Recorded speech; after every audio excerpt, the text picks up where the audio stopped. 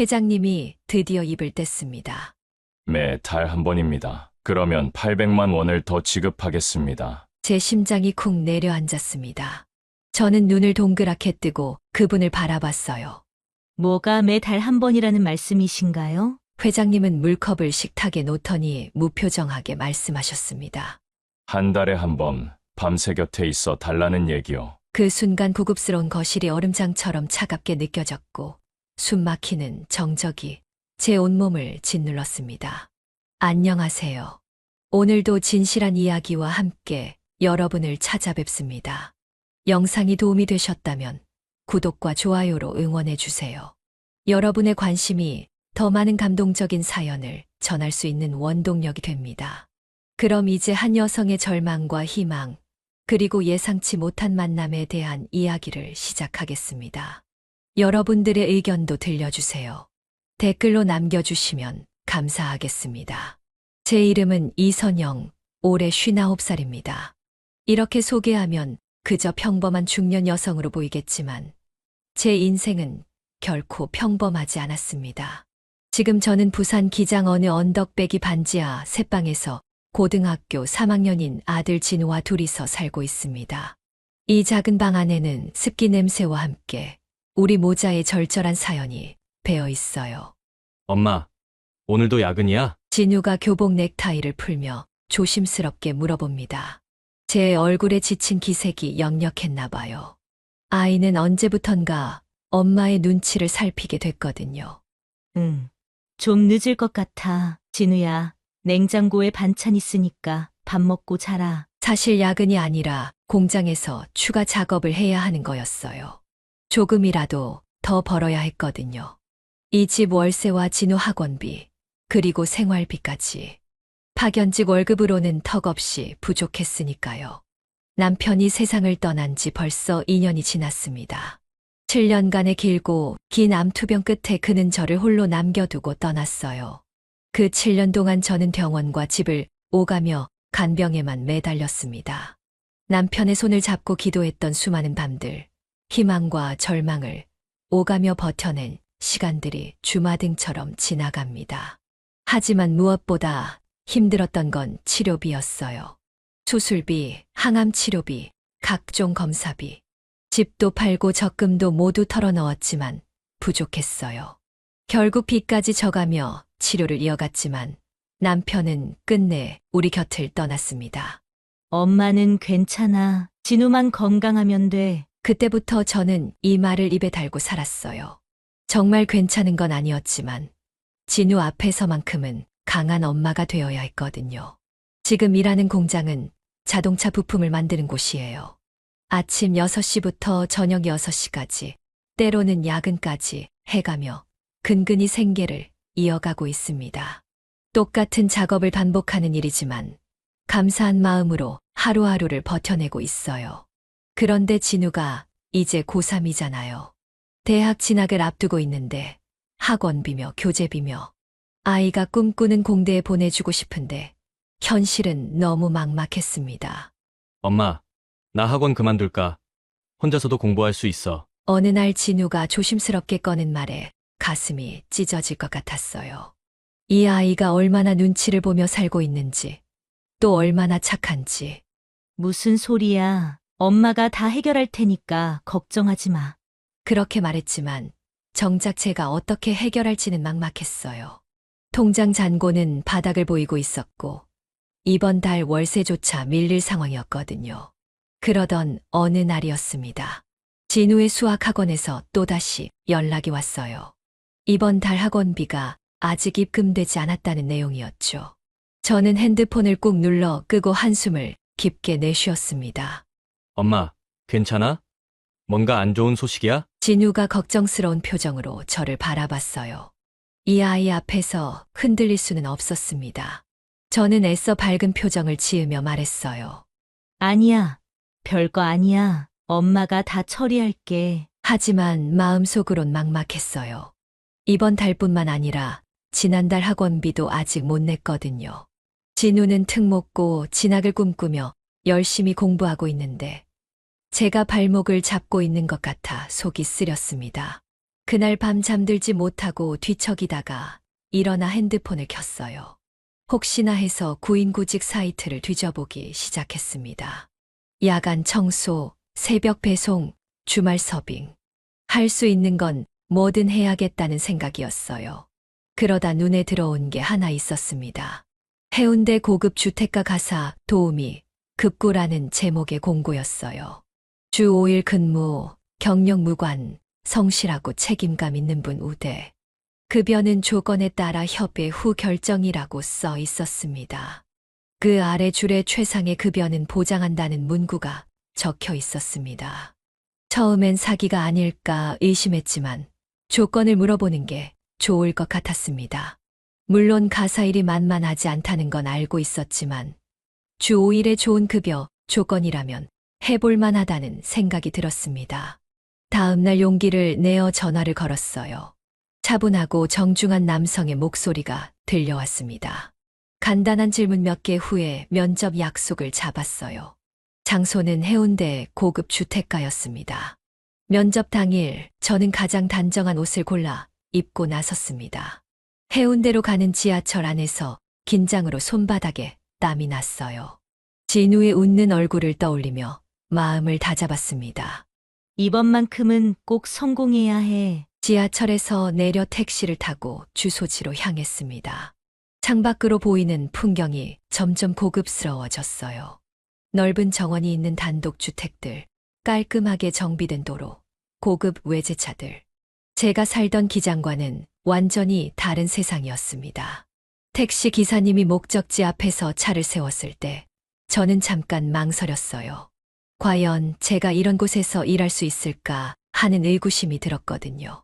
하지만 이미 여기까지 온 이상 포기할 수는 없었습니다. 높은 담장으로 둘러싸인 저택 앞에 서니 마음이 더욱 떨렸어요. 인터폰을 누르기 전에 옷차림을 다시 한번 점검하고 머리를 정돈했습니다. 진우를 위해서라도 좋은 결과를 얻어야 했거든요. 드디어 인터폰 버튼을 눌렀습니다. 곧 중후한 목소리가 들려왔어요. 들어오세요. 대문이 열릴 겁니다. 철문이 자동으로 열리며 넓은 정원이 한눈에 들어왔습니다. 잘 가꿔진 잔디밭과 아름다운 조경, 그리고 그 끝에 웅장한 2층 저택이 서 있었어요. 저는 천천히 걸음을 옮기며 현관 앞에 다다랐습니다. 현관문이 열리면서 한 분이 나오셨어요. 첫인상은 정말 인상적이었습니다. 키가 크고 어깨가 넓은 전형적인 기업인의 체격이었어요. 하지만 72세라는 나이에 걸맞게 머리는 완전히 휘어져 있었고 얼굴에는 세월의 흔적이 깊게 새겨져 있었습니다. 이선영 씨시죠? 수고하셨습니다. 정세훈 회장님의 목소리는 생각보다 부드러웠어요. 카리스마 넘치는 외모와는 달리 말투에는 따뜻함이 묻어났습니다. 저는 깊숙이 인사를 드렸어요. 네, 안녕하십니까. 면접 기회를 주셔서 감사합니다. 회장님은 제 인사를 받으시고는 미소를 지으셨어요. 그 미소가 참 인상적이었습니다. 권위적일 것 같았던 예상과는 달리 마치 동네 할아버지 같은 친근함이 느껴졌거든요.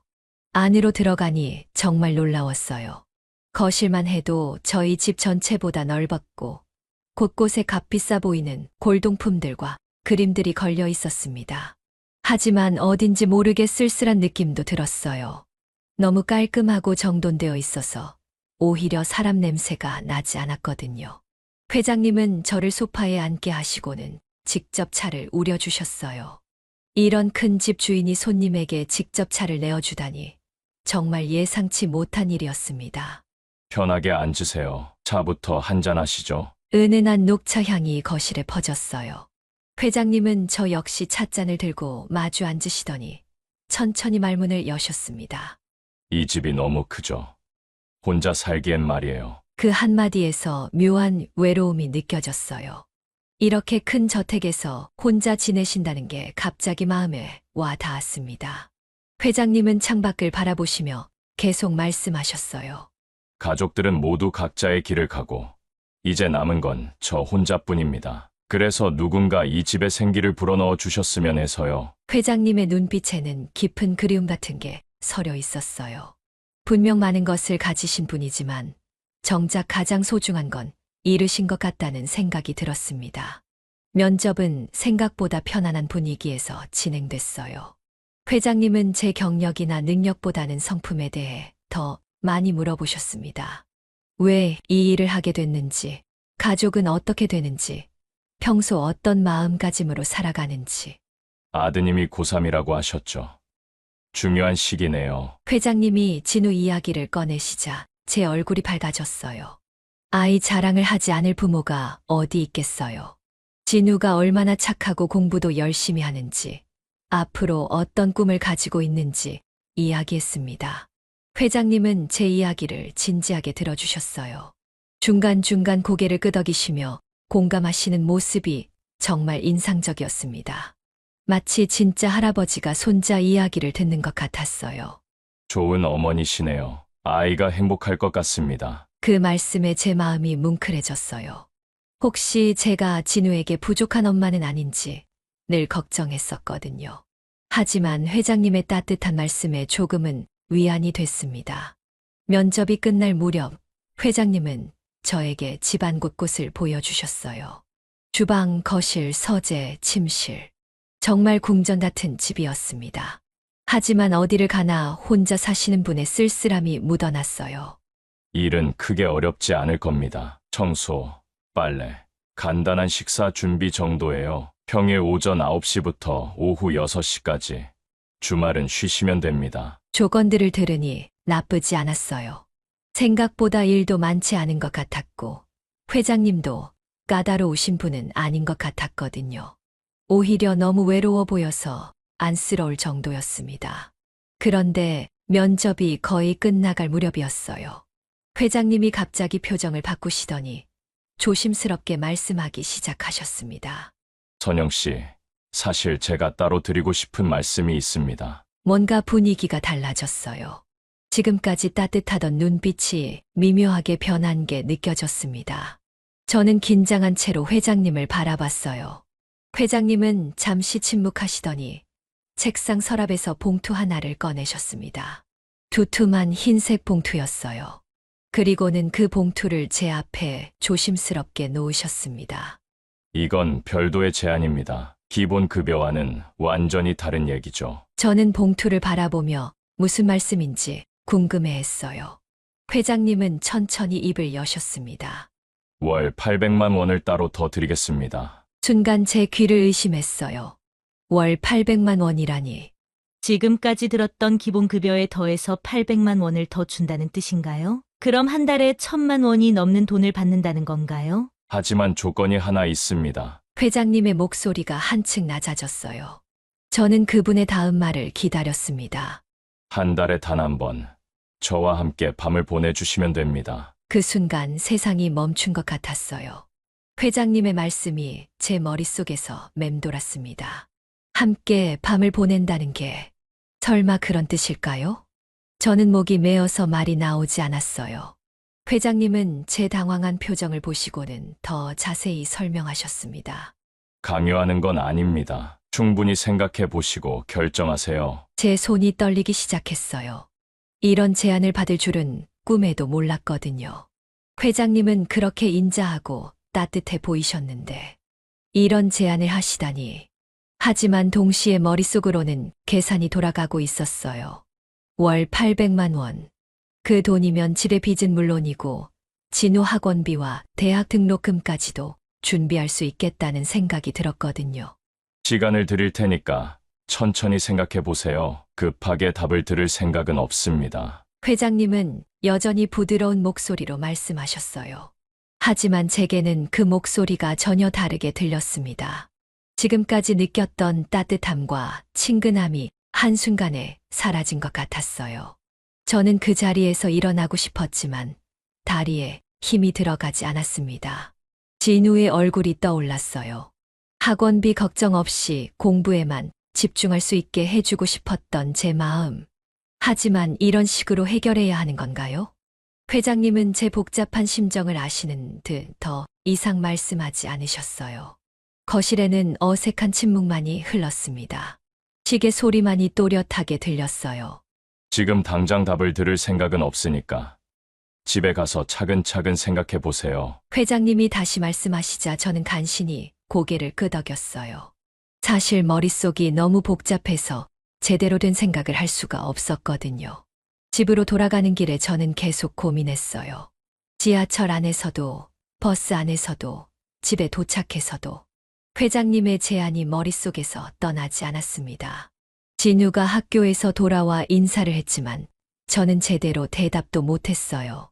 아이는 제가 이상하다는 걸 눈치챘는지 걱정스러운 표정으로 저를 바라봤습니다. 그날 밤 잠자리에 누워서도 잠이 오지 않았어요.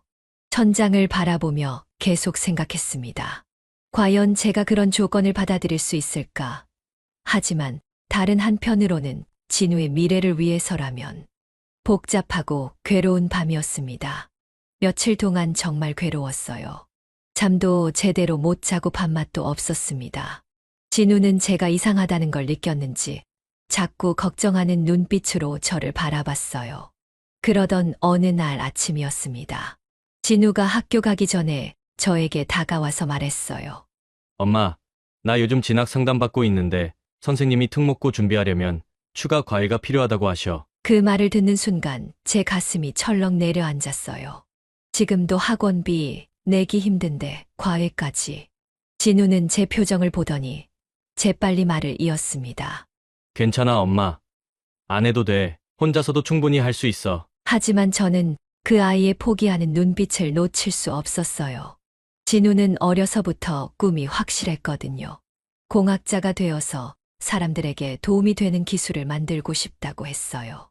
그런 아이의 꿈을 제가 막을 수는 없었습니다. 그날 오후 저는 결심을 굳혔어요. 자존심이고 뭐고 다 필요 없었습니다. 진우의 미래 앞에서는 제 감정 따위는 중요하지 않았거든요. 핸드폰을 들고 회장님께 전화를 드렸어요. 손이 너무 떨려서 번호를 잘못 누를 뻔했습니다. 여보세요. 정세훈입니다. 회장님의 차분한 목소리가 들렸어요. 저는 한참 동안 말을 못하고 있다가 겨우 입을 열었습니다.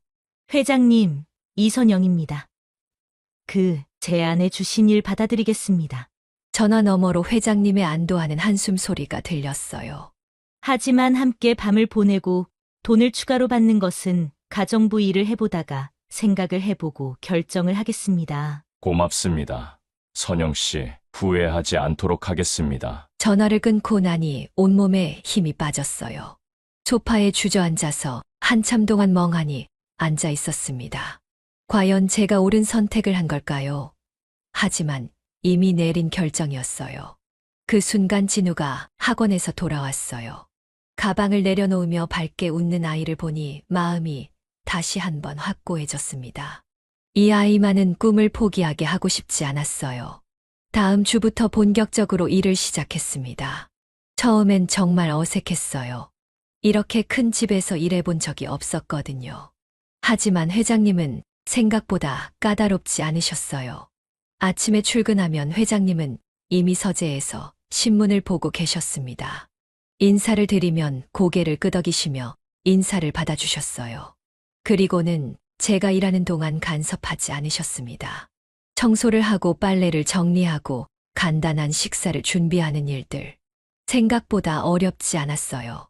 무엇보다 회장님이 배려를 많이 해주셨거든요. 처음 며칠은 서로 어색했지만 시간이 지나면서 조금씩 자연스러워졌어요. 회장님은 제가 준비한 식사를 드시면서 간혹 맛있다고 말씀해 주셨고 저도 점점 긴장이 풀렸습니다. 그런데 일주일 정도 지나니까 회장님께서 묘한 제안을 하셨어요. 선영 씨, 저녁은 같이 드시는 게 어떨까요? 혼자 먹으니까 너무 쓸쓸해서요. 처음엔 주인과 일하는 사람이 함께 식사한다는 게 어색했어요. 하지만 회장님의 말씀을 들어보니 이해가 됐습니다. 이렇게 큰 집에서 혼자 식사하시는 게 얼마나 쓸쓸하실까 하는 생각이 들었거든요. 그렇게 저희는 저녁 시간에 함께 식사를 하기 시작했어요. 처음엔 서로 말 없이 먹었지만 며칠 지나니까 자연스럽게 대화도 나누게 됐습니다. 회장님은 생각보다 많은 이야기를 해주셨어요. 젊은 시절 사업을 시작했던 이야기, 힘들었던 시절들, 그리고 가족들에 대한 이야기까지. 저도 점점 마음을 열게 됐어요. 진우 이야기, 남편을 잃고 혼자 아이를 키우는 어려움들. 회장님은 제 이야기를 진지하게 들어주셨습니다. 그러면서 느낀 건데, 회장님도 저처럼 외로운 사람이셨어요. 돈이 많고 큰 집에 살고 계시지만, 정작 마음을 나눌 사람이 없으셨던 거예요. 한 달쯤 지났을까요? 어느 날 저녁 식사 시간이었어요. 회장님이 평소보다 더 조용하셨는데, 갑자기 포크를 내려놓으시더니 멀리 창밖을 바라보셨습니다. 선영 씨, 제가 왜 이렇게 외로운지 아세요? 조심스러운 목소리였어요. 저는 고개를 들어 회장님을 바라봤습니다. 그분의 눈에는 깊은 슬픔이 서려 있었어요. 회장님은 천천히 말씀을 이어가셨습니다. 15년 전 부인이 암으로 세상을 떠나셨다고 하셨어요. 그때 딸 유리미가 대학생이었는데 어머니를 잃은 충격으로 미국으로 유학을 떠났다고 하시더라고요.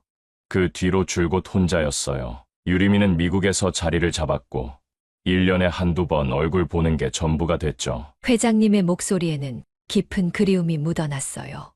저는 가만히 들으면서 마음이 아팠습니다. 이런 큰 집에서 15년 동안 혼자 지내신다는 게 얼마나 쓸쓸하셨을까요? 부인분을 많이 사랑하셨나 봐요. 제가 조심스럽게 말하자 회장님이 고개를 끄덕이셨어요. 정말 사랑했죠. 결혼한 지 30년 동안 단 한 번도 싸운 적이 없을 정도로요. 그 사람이 떠나고 나니 이 집이 너무 커 보이더라고요. 회장님은 서재에 있는 사진 하나를 가져와 보여주셨어요. 젊은 시절의 회장님과 아름다운 여성, 그리고 어린 소녀가 함께 찍은 가족 사진이었습니다. 행복한 미소를 짓고 있는 세 사람의 모습이 정말 인상적이었어요.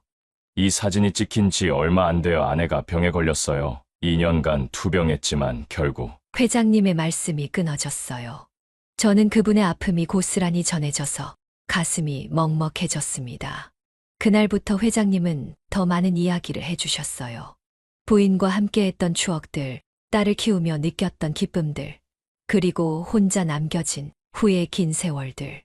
저도 제 이야기를 더 솔직하게 털어놓게 됐어요. 남편을 잃었을 때의 절망감, 혼자 아이를 키우는 두려움, 경제적인 어려움까지.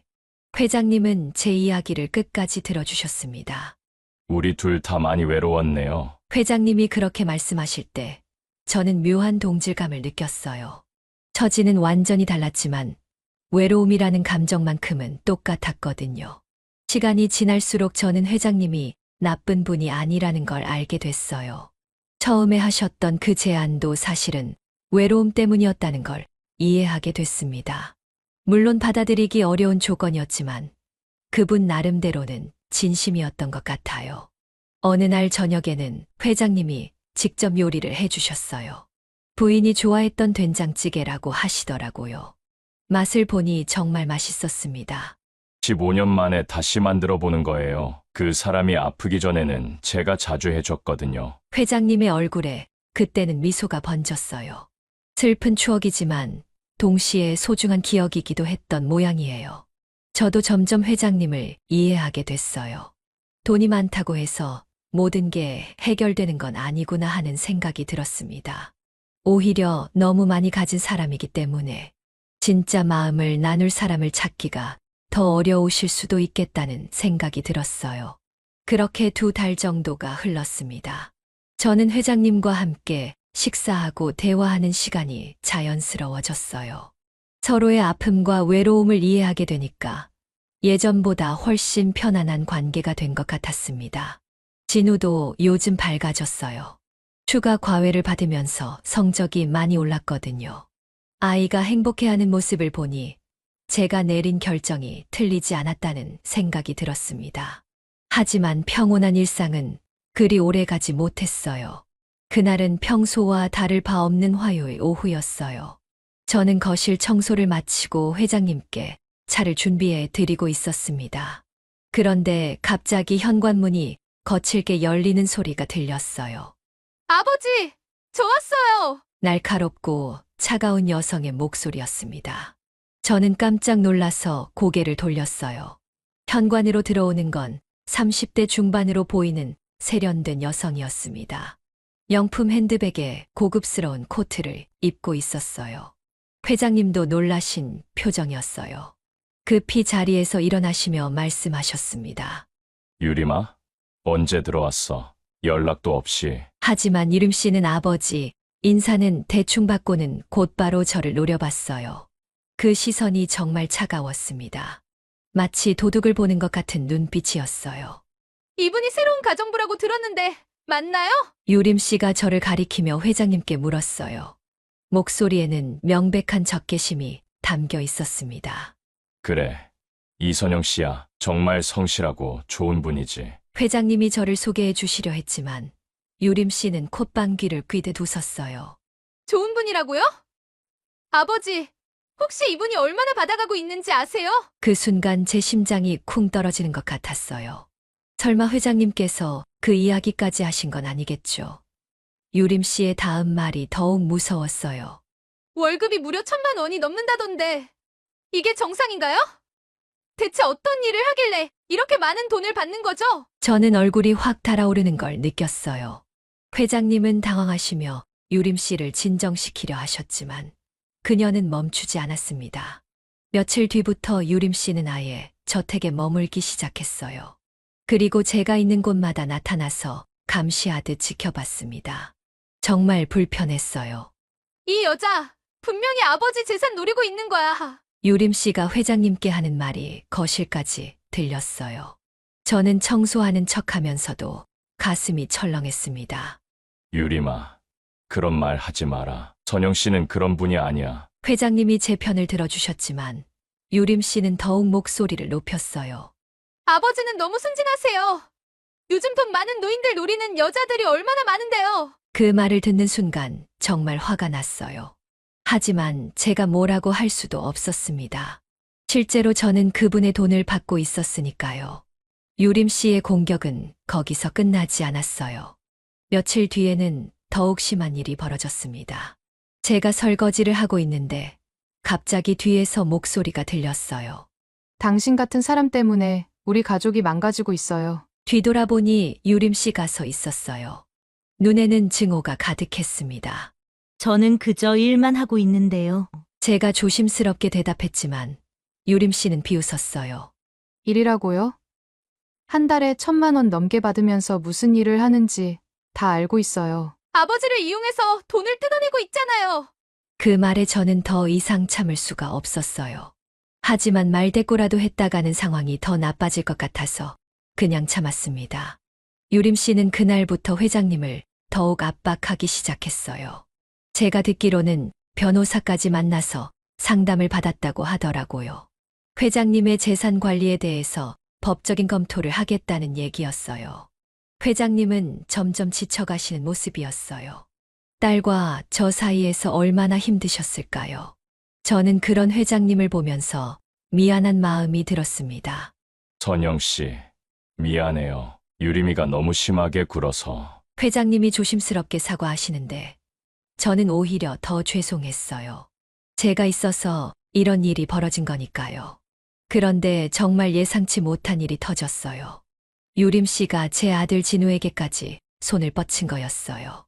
나중에 알고 보니 사람을 시켜서 진우 학교 앞에서 기다리고 있었던 거더라고요. 그날 저녁 진우가 집에 돌아왔는데 얼굴이 새파랗게 질려 있었어요. 가방도 제대로 못 들고 비틀거리며 들어왔습니다. 진우야, 무슨 일이야? 어디 아파? 제가 깜짝 놀라서 물어보니 진우가 떨리는 목소리로 말했어요. 어떤 사람이 학교 앞에서 기다리고 있다가 진우에게 끔찍한 말을 했다는 거였어요. 그 순간 저는 모든 걸 포기해야겠다는 생각이 들었어요. 아무리 돈이 필요해도 제 아이까지 상처받게 할 수는 없었거든요. 진우가 집에 들어온 순간 저는 뭔가 심상치 않다는 걸 느꼈어요. 평소 밝고 씩씩한 아이가 어깨를 축 늘어뜨리고 눈을 바닥에 고정한 채 들어왔거든요. 진우야, 무슨 일이야? 어디 아픈 거야? 제가 급하게 다가가서 물어보니 진우가 고개를 들었는데 눈가가 빨갛게 달아올라 있었어요. 울먹이는 목소리로 천천히 말하기 시작했습니다. 엄마, 오늘 학교 앞에서 이상한 아저씨가 나한테 말을 걸었어. 제 가슴이 철렁 내려앉았어요. 설마 유림 씨가 제 아이에게까지 손을 뻗친 건 아니겠죠. 진우는 떨리는 목소리로 계속 말했어요. 학교가 끝나고 나오는데 정장을 입은 남자가 다가와서 진우의 이름을 불렀다는 거예요. 그리고는 끔찍한 말을 했다고 했습니다. 너 이선영 아들이지? 내 엄마가 늙은 할아버지한테 몸 팔아서 너 학교 보내는 거 알고 있냐? 그 말을 들은 순간 제 머릿속이 하얘졌어요. 어떻게 제 아이에게 그런 말을 할 수 있을까요? 진우는 계속 울먹였어요. 엄마, 그게 무슨 뜻이야? 그 아저씨가 거짓말하는 거지? 진우의 순수한 눈을 바라보니 가슴이 찢어질 것 같았어요.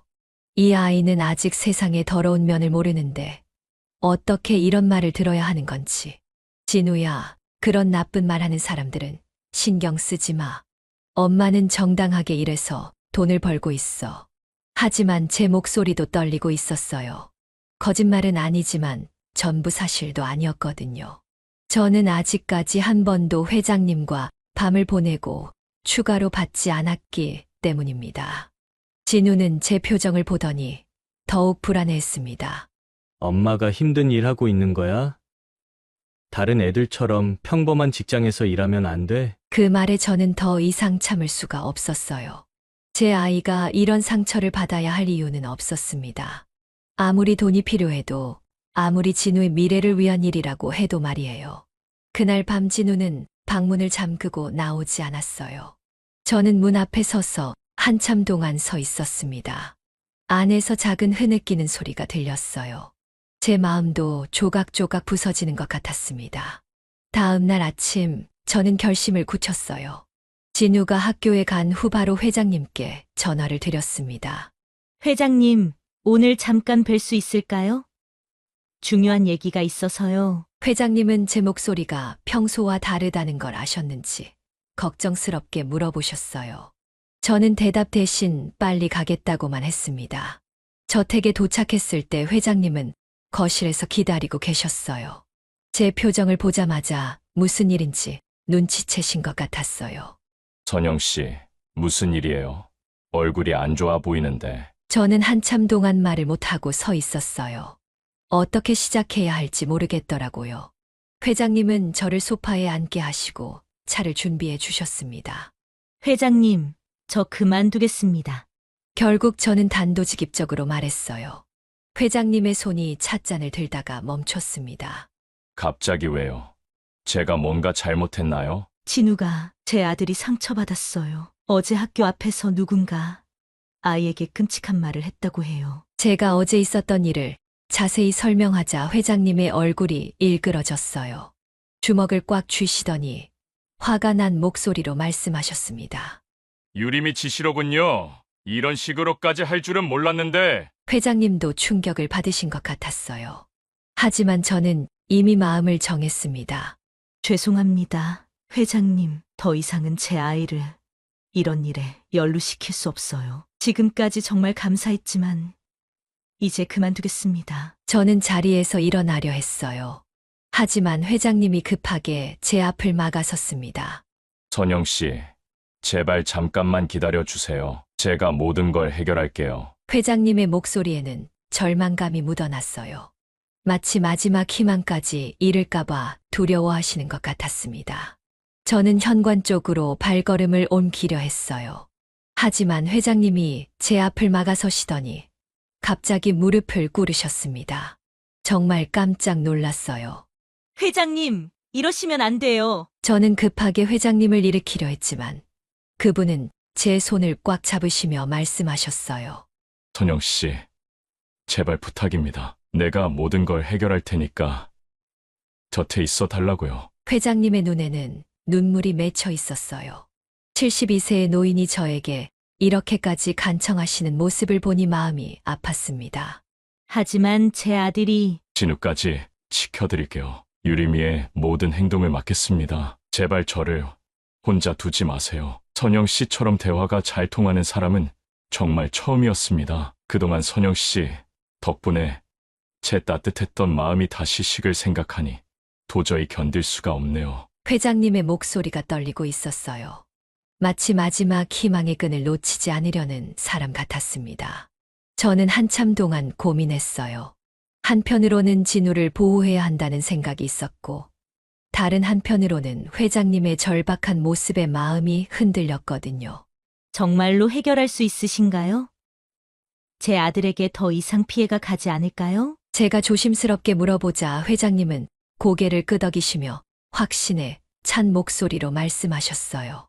네, 약속드립니다. 이번 일로 유림이의 정체를 완전히 알게 됐어요. 이제 더 이상 당하고만 있을 수는 없습니다. 회장님은 천천히 일어나시더니 서재로 가셨어요.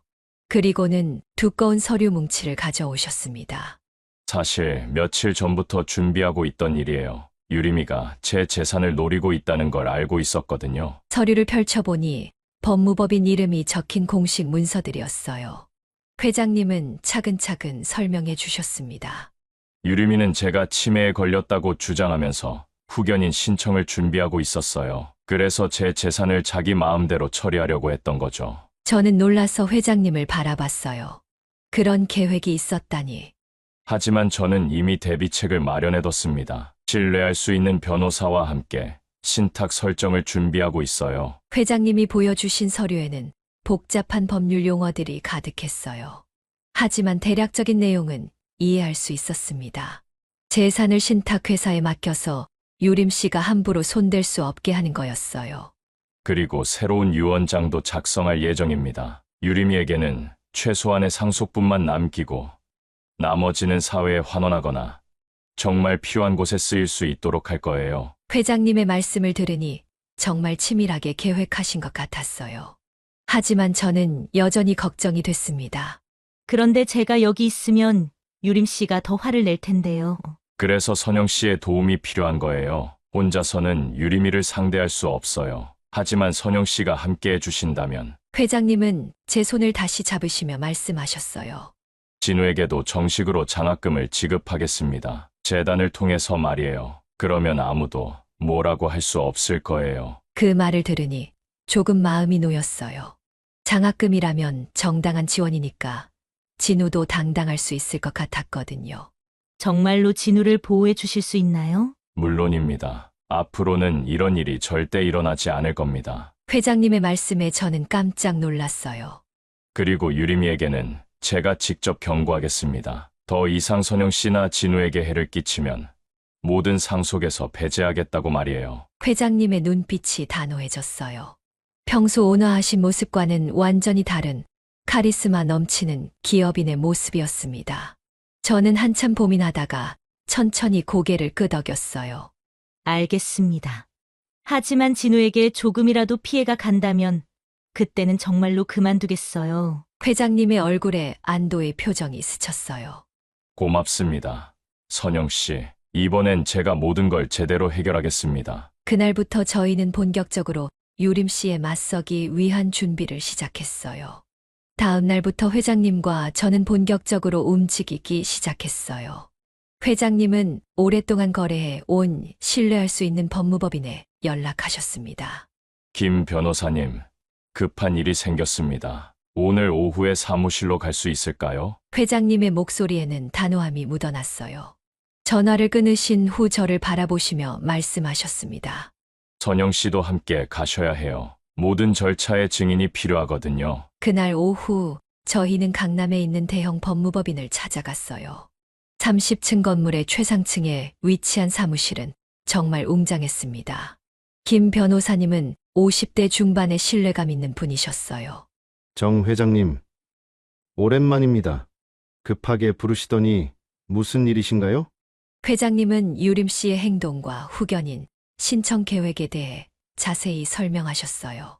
김 변호사님의 표정이 점점 심각해졌습니다. 아, 그런 일이 요즘 이런 사례가 많아지고 있어요. 가족 간의 재산 분쟁 말이죠. 변호사님은 즉시 대응 방안을 제시해 주셨어요. 가장 효과적인 방법은 신탁 설정이라고 하셨습니다.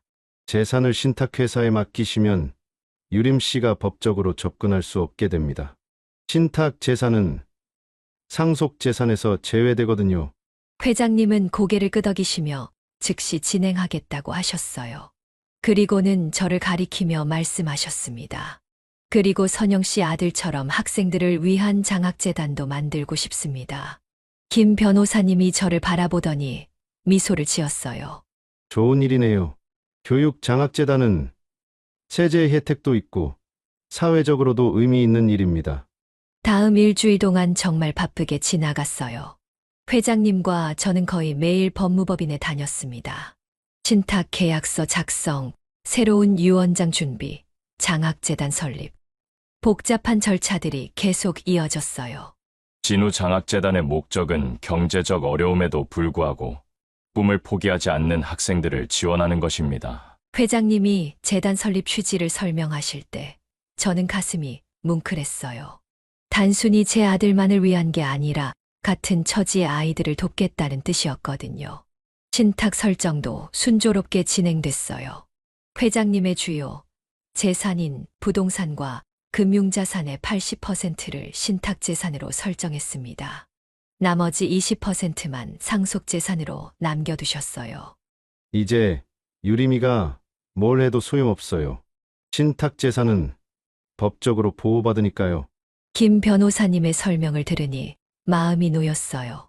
하지만 가장 중요한 건 새로운 유언장이었습니다. 회장님은 기존 유언장을 완전히 새로 작성하셨어요. 유림 씨에게는 법정 상속분인 나머지 20% 중에서도 절반만 남기시고 나머지는 사회 환원을 위해 기부하기로 하셨어요. 혈연이라고 해서 무조건 많이 물려줄 이유는 없어요. 그 아이는 이미 충분히 받았으니까요. 회장님의 말씀에는 서운함과 단호함이 동시에 담겨 있었어요. 그리고 마지막으로 가장 중요한 조치를 하셨습니다. 진우 장학재단에서 진우에게 지급되는 장학금은 월 200만 원으로 정하셨어요. 고등학교 졸업까지는 물론이고 대학교, 심지어 대학원까지도 지원 가능하도록 하셨습니다. 이제 진우는 당당하게 공부할 수 있어요. 아무도 뭐라고 할 수 없는 정당한 장학금이니까요. 모든 절차가 끝났을 때 저는 회장님께 진심으로 감사했어요. 단순히 저를 도와주신 게 아니라 같은 처지의 다른 아이들까지 생각해 주신 마음이 너무 고마웠거든요. 이제 유림이가 와도 우리는 준비가 다 됐어요. 더 이상 당하고만 있지 않을 겁니다. 회장님의 눈빛에는 자신감이 넘쳤어요. 저도 마음이 한결 가벼워졌습니다. 하지만 며칠 후 예상했던 일이 터졌어요. 그날은 목요일 오후였어요. 저는 평소처럼 거실 청소를 하고 있었는데 갑자기 현관문이 쾅 하고 열리는 소리가 들렸습니다. 유리창이 흔들릴 정도로 거친 소리였어요. 아버지! 이게 대체 뭐예요? 유림 씨의 목소리였는데 평소보다 훨씬 날카롭고 분노에 찬 톤이었어요. 저는 깜짝 놀라서 청소기를 껐습니다. 거실로 들어온 유림 씨의 모습은 정말 무서웠어요. 얼굴이 새빨갛게 달아올라 있었고 손에는 서류 뭉치를 꽉 쥐고 있었습니다. 회장님은 소파에서 신문을 보고 계시다가 천천히 고개를 들으셨어요. 유림아, 왜 이렇게 소란스럽게 들어와? 회장님의 목소리는 평상시와 다름없이 차분했어요. 하지만 유림 씨는 더욱 화를 내며 서류를 회장님 앞에 내던졌습니다. 이게 뭐냐고요? 신탁이라니! 새로운 유언장이라니! 서류들이 소파 위로 흩어졌어요. 저는 멀리서 상황을 지켜보고 있었는데 가슴이 두근거렸습니다. 누가 아버지를 부추긴 거예요? 혹시 저 여자 아니에요? 유림 씨가 저를 가리키며 소리쳤어요. 그 시선이 정말 차가웠습니다. 회장님은 여전히 침착하셨어요. 내가 내 재산을 어떻게 처리하든 그건 내 자유야. 자유라고요? 아버지, 정신이 온전하신 거 맞아요? 자기 딸한테 이럴 수 있어요? 유림 씨의 목소리가 점점 높아졌어요. 하지만 회장님은 오히려 더욱 차분해지셨습니다. 회장님은 천천히 자리에서 일어나시더니 창가로 걸어가셨어요. 그리고는 한참 동안 밖을 바라보셨습니다. 거실에는 무거운 침묵이 흘렀어요. 유림아, 너는 언제부터 내 돈에만 관심이 있었니? 회장님이 뒤돌아서지도 않은 채 조용히 말씀하셨어요. 유림 씨는 잠시 말문이 막힌 것 같았습니다. 뭔 소리예요? 제가 언제 돈에만 관심이 있었다고. 15년 전 내 어머니가 돌아가신 후에 너는 단 한 번도 아버지 안부를 제대로 물어본 적이 없었어. 회장님의 목소리에는 깊은 슬픔이 묻어났어요. 저는 숨을 죽이고 그 대화를 들었습니다. 1년에 한두 번 전화할 때도 항상 용돈 얘기부터 먼저 했지. 아버지가 외롭다고, 아프다고 해도 바쁘다며 전화를 끊었고, 유림 씨의 얼굴이 점점 창백해졌어요. 회장님은 계속 말씀을 이어가셨습니다. 내가 치매에 걸렸다고 소문을 퍼뜨리면서 후견인 신청을 준비한 것도 다 알고 있어. 그런 너에게 내 재산을 물려줄 이유가 있을까? 그 순간 유림 씨는 완전히 당황한 것 같았어요. 아버지가 모든 걸 알고 계셨다는 사실에 충격을 받은 모양이었어요. 딸이라면 아버지 마음을 먼저 봤어야 한다. 회장님이 유림 씨를 똑바로 바라보며 단호하게 말씀하셨어요. 그 한마디에는 15년간 쌓인 서운함과 실망감이 모두 담겨 있었습니다. 아버지, 유림 씨가 작은 목소리로 중얼거렸지만 회장님은 더 이상 들어주지 않으셨어요. 이제 그만 가거라. 더 이상 볼 얘기가 없다. 회장님의 말씀에 유림 씨는 한참 동안 그 자리에 서 있었어요. 뭔가 말하고 싶어 하는 것 같았지만 결국 아무 말도 하지 못했습니다. 좋아요. 후회하시는 날이 올 거예요. 유림 씨는 마지막으로 그렇게 소리치고는 저택을 나갔어요. 문이 쾅 하고 닫히는 소리가 온 집에 울렸습니다. 회장님은 그 자리에 그대로 서서 한참 동안 창밖을 바라보셨어요. 저는 조심스럽게 다가가서 흩어진 서류들을 정리했습니다. 회장님, 괜찮으세요? 제가 조심스럽게 물어보자 회장님은 고개를 끄덕이셨어요. 이제야 속이 시원하네요. 오랫동안 하고 싶었던 말을 드디어 했어요. 회장님의 얼굴에는 서운함보다는 오히려 후련함이 보였어요. 15년 동안 참아왔던 감정을 드디어 표현하신 것 같았습니다. 그날 저녁 회장님과 저는 조용히 식사를 했어요. 유림 씨와의 일로 인해 무거운 분위기였지만 한편으로는 모든 갈등이 정리된 것 같은 안도감도 있었습니다. 며칠 후였어요. 저는 진우와 함께 저녁을 먹으면서 많은 생각을 했습니다. 유림 씨와의 갈등이 일단락된 것 같았지만 과연 제가 계속 회장님 곁에 있는 게 옳은 일일까 하는 고민이 들었거든요. 엄마, 요즘 많이 밝아진 것 같아. 진우가 밥을 먹으면서 말했어요. 장학금을 받게 되면서 아이도 확실히 표정이 밝아졌습니다. 정말. 엄마가 그래 보여? 응. 예전처럼 걱정스러운 표정 안 하잖아. 그리고 요즘에는 웃는 일도 많아졌고. 진우의 말을 들으니 확실히 저도 마음이 한결 가벼워진 것 같았어요. 경제적인 부담이 줄어들면서 정신적으로도 여유가 생긴 것 같았습니다. 하지만 그날 밤 저는 깊은 고민에 빠졌어요. 과연 이대로 계속 회장님과 함께 있는 게 맞는 걸까? 처음에 받아들였던 그 조건들.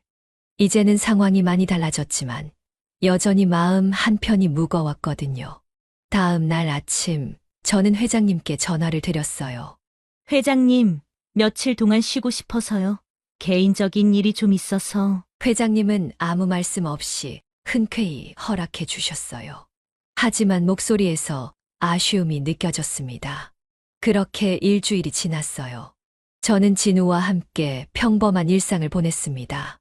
마트에서 장을 보고 함께 영화도 보고 오랜만에 모자가 많은 시간을 함께 보냈어요. 하지만 이상하게도 회장님이 자꾸 생각났어요. 혼자서 식사를 하고 계실 모습, 넓은 저택에서 외롭게 지내실 모습이 머릿속에서 떠나지 않았습니다. 엄마, 회장님한테 안 가도 돼. 뭔가 걱정되는데. 진우도 회장님을 걱정하고 있었어요. 몇 달 동안 들었던 이야기들 때문에 아이도 회장님에게 정이 든 것 같았습니다. 일주일째 되는 날 저녁이었어요. 저는 부엌에서 저녁 준비를 하다가 문득 회장님이 생각났어요. 지금쯤 회장님은 무엇을 하고 계실까? 저녁은 드셨을까? 그 순간 제 마음이 확실해졌어요. 저는 회장님이 필요했고 회장님도 저를 필요로 하고 계셨어요. 그리고 그 관계는 이제 처음과는 완전히 달라져 있었습니다. 진우야, 엄마 잠깐 나갔다 올게. 어디 가는데? 회장님께 저녁 준비해 드리러. 진우는 환하게 웃으며 고개를 끄덕였어요. 해운대로 가는 길에 저는 마음이 두근거렸어요. 회장님은 어떤 표정으로 저를 맞아주실까? 혹시 서운해하고 계시지는 않을까? 저택 앞에서 잠시 망설였지만 용기를 내어 인터폰을 눌렀어요. 누구세요? 회장님의 목소리가 들렸는데 평소보다 힘이 없어 보였어요. 저예요. 선영이에요. 잠시 침묵이 흘렀어요. 그리고는 문이 열렸습니다. 현관문을 열고 나온 회장님의 모습을 보니 가슴이 아팠어요. 며칠 사이에 많이 초라해 보이셨거든요. 옷차림도 평소보다 단정하지 못했고 얼굴에는 깊은 피로감이 서려 있었어요. 저녁 준비하러 왔어요. 제가 밝게 말하자 회장님의 얼굴에 환한 미소가 번졌어요. 마치 오랫동안 기다렸던 사람을 만난 것 같은 표정이었습니다. 정말요? 고마워요. 선영 씨, 회장님의 목소리에는 안도감과 기쁨이 동시에 묻어났어요. 그날 저녁, 저는 정성껏 식사를 준비했어요. 회장님이 좋아하시는 된장찌개와 생선구이, 그리고 각종 나물들. 소박하지만 정성이 가득 담긴 밥상이었습니다. 이런 따뜻한 밥상은 정말 오랜만이에요. 회장님이 첫 숟가락을 뜨시며 말씀하셨어요. 그 표정에는 진심 어린 감사함이 가득했습니다. 저희는 그날 저녁 정말 오랜만에 마음 편히 대화를 나눴어요. 유림 씨 일로 인한 스트레스도 미래에 대한 불안함도 모두 사라진 것 같았습니다. 선영 씨, 앞으로도 계속 함께 해주실 거죠? 회장님이 조심스럽게 물어보셨어요. 네. 저도 이곳이 좋아요. 회장님과 함께하는 시간이 편하네요. 제가 진심으로 대답하자 회장님은 정말 행복해 하셨어요. 그렇게 저희는 새로운 시작을 하게 됐습니다. 더 이상 조건이나 계약 관계가 아닌 서로를 이해하고 배려하는 진정한 동반자로서 말이에요. 물론 처음에 회장님이 제안하셨던 그런 관계는 하지 않기로 했어요. 저는 회장님의 외로움을 이해하게 됐지만 그런 식으로 위로를 드릴 수는 없다고 생각했거든요. 대신 진우를 위해 해주신 장학재단에 대한 보답으로 저는 주 7일 회장님을 돌봐드리기로 했습니다. 이제는 저녁 늦게까지 회장님과 함께 시간을 보내요. 식사도 함께하고 대화도 나누고 때로는 옛날 이야기를 들어드리기도 해요.